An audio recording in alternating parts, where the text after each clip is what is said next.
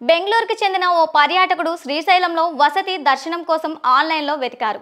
హరిత హోటల్ పేరుతో కనిపించిన ఓ వెబ్సైట్ను అధికారికమైనదిగా నమ్మి 15,950 రూపాయలు ఫోన్పే ద్వారా చెల్లించారు. బుకింగ్ రసీదు తీసుకొని గత ఆదివారం ఆయన శ్రీశైలం చేరుకున్నారు.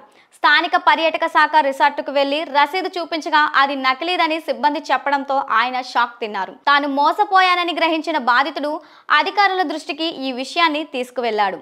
ఈ నకిలీ వెబ్సైట్ పై హరిత రిసార్ట్ మేనేజర్ ఈ ఏడాది ఫిబ్రవరిలో శ్రీశైలం పోలీసులకు లిఖితపూర్వకంగా ఫిర్యాదు చేసినట్లు తెలిసింది. అయితే పోలీసులు అప్పట్లో చర్యలు తీసుకోకపోవడం వల్లే ఇలాంటి మోసాలు పునరావృతం అవుతున్నాయని పలువురు అభిప్రాయపడుతున్నారు.